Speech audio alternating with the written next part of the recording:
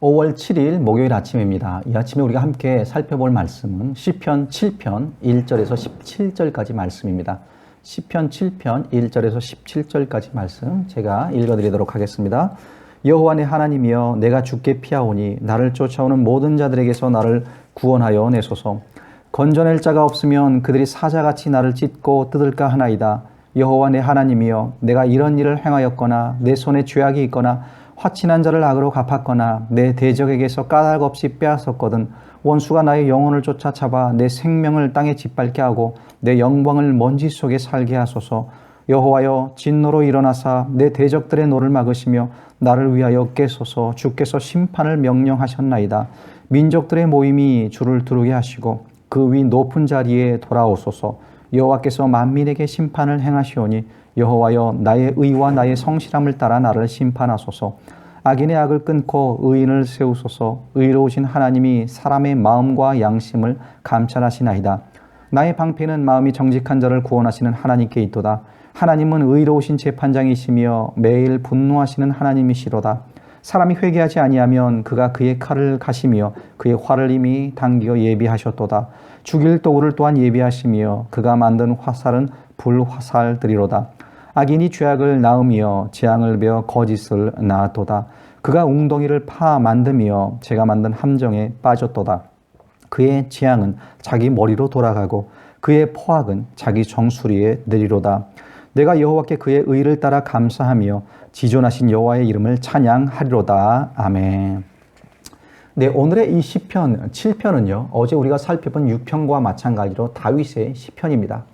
어제 6편에서는 이 다윗의 기도에 대해서 우리가 함께 살펴보았는데요. 다윗의 기도는 하나님의 섭리를 믿는 기도, 자신의 연약함을 있는 그대로 고백하는 기도, 그리고 하나님의 응답을 확신하는 기도라고 했습니다. 특별히 이 자가격리 기간이 오래 지속되는 이때에 비록 답답하고 힘들어지는 부분들이 있지만요, 이럴 때일수록 다윗처럼 기도하며 하나님께 나아가야 될 줄로 믿습니다. 자, 다윗이 신앙인으로서 이렇게 기도하며 하나님께 나아갈 수 있는 믿음이 있었는데요. 그 믿음에 있어서 중요한 것은 무엇일까요? 기도는 하나님에 대한 믿음을 소유한 자들의 반응입니다. 그렇죠. 믿음이 없이는 우리는 기도할 수 없습니다. 자, 그런데 이 믿음이 어떻게 생겨납니까? 이 믿음은 하나님이 선물로 우리에게 주신 겁니다. 우리가 잘 알고 있는 말씀이죠. 에베소서 2장 8절에 보면 너희는 그 은혜에 의하여 믿음으로 말미암아 구원을 받았나니 이것은 너희에게서 난 것이 아니요 하나님의 선물이라 라고 했습니다. 자, 그래서 여러분, 우리가 믿음을 갖고 하나님께 기도하며 고난 가운데 승리하기 위해서는요, 이 하나님과의 만남이 있어야 됩니다. 하나님과의 만남의 축복을 다 경험하시는 여러분들이 되시기를 축원드립니다. 우리가 이 하나님이 일하시는 방법을 성경에서 보게 되면 하나님은 이 사람을 통해서 일을 하십니다. 구약의 사사들, 선지자들, 또 신약의 예수님의 제자들, 사도들, 자, 이 모두 하나님이 선택하셨고 만나주셨고 그리고 그들을 통해서 하나님의 역사를 이루어 가셨어요. 그런데요, 이 하나님의 사람들이 공통적으로 경험한 사건들이 있습니다. 그것은 하나님의 사람으로 살아가는 그 인생이, 그 길이 그리 평탄하지만은 않았다는 겁니다. 자, 그래서 제일 먼저 기억하시기 바랍니다. 하나님의 사람들에게도 고난은 찾아오게 되어 있습니다. 하나님의 마음에 합한 사람 다윗이었죠. 그러나 그의 삶 가운데도 고난이 있었습니다. 1절과 2절 본문에 이렇게 말하고 있습니다. 여호와 내 하나님이여, 내가 주께 피하오니 나를 쫓아오는 모든 자들에게서 나를 구원하여 내소서. 건져낼 자가 없으면 그들이 사자같이 나를 찢고 뜯을까 하나이다. 여기 보시면 나를 쫓아오는 자들이 있었다라고 1절에 말합니다. 다윗의 생명을 위협하는 대적들이 있었어요. 그리고 그들이 사자같이 나를 찢고 뜯을까 하나이다 라고 또 2절에서 그가 고백을 합니다. 이렇듯 믿음의 사람 다윗도요, 사람들로부터 미움을 받고 그의 생명을 위협하는 그런 대적들이 있었다는 겁니다. 여러분, 신앙인으로 산다는 것 그리 호락호락하지만은 않습니다. 어려움과 고난을 만날 수도 있습니다. 이 동방의 의인이라 불렀던 욥의 고난에 대해서 여러분 들어보셨을 거예요. 또 사도 바울이 이 고린도 교인들에게 보낸 편지, 고린도 후서에 보게 되면 복음 때문에 옥에 갇히고 매를 맞고 여러 번 죽을 뻔했다라는 그의 고백도 들어보셨을 겁니다. 의로운 자도 복음을 위해 사는 자도 우는 사자와 같이 우리를 넘어뜨리려 하는 그런 대적과 고난을 만날 수 있다는 겁니다. 그런데 여러분 기억하시기 바랍니다.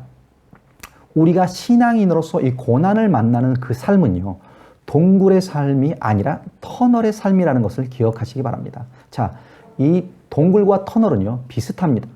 어두운 공간으로 들어가며 양벽이 답답하게 막혀 있는 것 같아 보입니다. 그러나 이 둘의 큰 차이가 무엇입니까? 동굴은 막혀 있습니다. 앞으로 나아가질 못합니다. 그러나 터널은요, 뚫려 있습니다. 앞으로 나아갈 수 있고 때가 되면 그 어두움을 통과할 수 있다는 거예요. 그렇습니다. 우리가 만나는 그 모든 상황들, 어려움들, 심지어 지금 겪고 있는 이 코로나 사태도 여러분 동굴이 아니라 터널이라는 것을 기억하시기 바랍니다. 하나님의 때가 되면 지나게 될 것이에요. 그때가 되었을 때 우리가 더 큰 믿음으로, 더 정금 같은 믿음으로 하나님 앞에 설 수 있기를 소원합니다. 그런 믿음을 우리가 이 기간을 통해 길러낼 수 있기를 간절히 축원드립니다. 자, 이 삶 가운데 고난이 찾아올 때 우리는 또 어떤 태도를 가져야 할까요? 두 번째로요, 이 하나님께 피할 줄 알아야 합니다. 다윗이 하나님의 마음에 합한 사람이 될 수 있었던 것은요, 어떤 상황 가운데서도 하나님을 의지하고 하나님께 피신하는 그런 믿음이 그에게 있었기 때문이에요. 오늘 1절이 어떻게 시작을 합니까? 여호와여, 여호와 내 하나님이여, 내가 주께 피하오니. 내가 주께 피하오니. 하나님 당신께 피합니다. 당신이 나의 피난처가 되십니다. 그러면서 이 하나님에 대한 다윗의 신앙 고백이 계속 이어집니다. 8절에서는 하나님은 의와 성실하심을 따라 심판하시는 분이다. 9절에서는 하나님은 마음과 양심을 감찰하시는 분이다. 10절에서는 하나님은 나의 방패가 되시며 마음이 정직한 자를 구원하신다. 11절에서는 하나님은 의로우신 재판장이시다. 자, 여러분, 하나님께 대한 이런 믿음, 신뢰가 없다면요, 하나님이 나의 피난처가 되신다는 확신이 있을 수 없습니다. 비록 사망의 어두운 골짜기를 지나가는 듯한 그런 고난이 있지만 다윗은 자신의 피난처와 방패 되시는 이 하나님이 자신과 함께 하신다는 그 믿음이 그에게 있었던 거예요.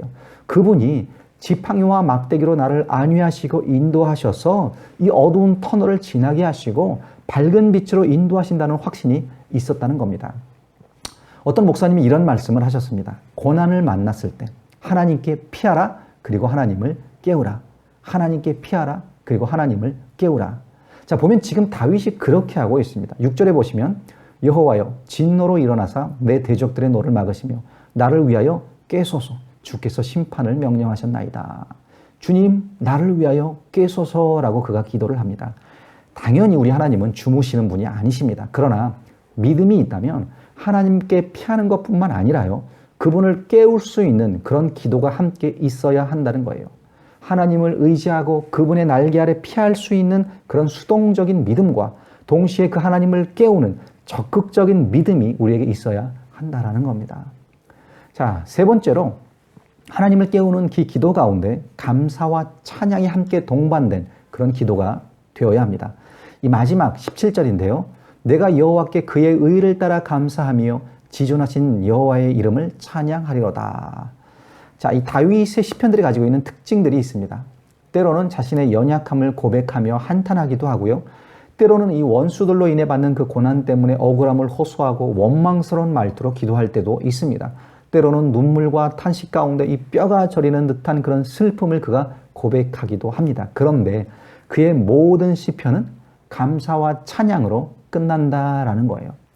내가 지금 처한 이 고난이라는 상황에만 머무는 것이 아니라 나의 피난처 되시며 방패 되시는 그 하나님이 나를 구원하실 거라라는 그 확신이 있기 때문에 그 구원의 날을, 그 회복의 날을 바라보면서 미리 그 회복의 자리에 서서 감사와 찬양을 드리며 그의 시편들이 끝나고 있다라는 겁니다. 자, 그렇습니다. 우리의 기도가요, 눈물로 시작될 수 있습니다. 우리의 기도가 탄식과 또 원망으로 시작될 수도 있습니다. 그러나 잊지 마세요. 우리의 모든 기도는 이 감사와 찬양으로 끝나야 합니다. 왜요? 하나님이 우리의 피난처가 되시기 때문에 그렇습니다. 우리의 기도를 들으시며 합당한 때에 합당한 방법으로 응답하실 거라는 확신이 있기 때문에 그렇습니다. 내가 지금 동굴에 갇혀 있는 것이 아니라 터널을 지나고 있으며 주님이 나를 인도하신다는 그 믿음이 있기 때문에 그렇다는 겁니다. 자, 여러분은 고난을 만나실 때 어떻게 반응하십니까? 하나님께 먼저 피하시기 바랍니다. 그리고 그 하나님을 기도로 깨우시기 바랍니다. 그리고 감사와 찬양으로 그 과정을 승리로 마무리하시는 그런 여러분들이 되시기를 간절히 축원드립니다. 기도하시겠습니다. 아버지 하나님, 오늘 말씀을 통해서 다윗이 이 쫓김을 받으며 사자와 같이 그를 찢으려 하는 듯한 그런 상황 가운데 아버지 그런 고난 가운데 있음을 우리가 보게 됩니다. 그러나 그 앞에서 하나님을 향한 믿음을 고백하며 무엇보다 하나님을 자신의 피난처로 자신의 방패로 아버지 하나님 여기고 있고 또한 거기서 머무는 것이 아니요 그 주님을 깨우고자 하는 그런 기도가 그에게 있음을 보게 됩니다. 주님, 우리도 이 땅을 살아나갈 때 많은 고난들을 만나게 되는데 그럴 때마다 그 고난이 아버지 막다른 골목이 아니요 동굴이 아니요 뻥 뚫린 아버지 터널이라는 믿음을 갖게 하시고 비록 내 가운데 지금 어둠이 있다 할지라도 주님께서 그 터널을 통과하게 하실 것이며 아버지 목자가 되셔서 우리를 인도하실 거라는 그런 믿음이 있게 하여 주시옵소서. 특별히 그 가운데 아버지 주님을 깨울 수 있는 기도와 주님의 날개 아래 피신할 수 있는 믿음을 주셔서 주님 앞에 담대히 승리하는 자들로 아버지 설 수 있도록 인도하여 주시옵소서. 감사드리고 예수 이름 받들어 간절히 기도드리옵나이다. 아멘.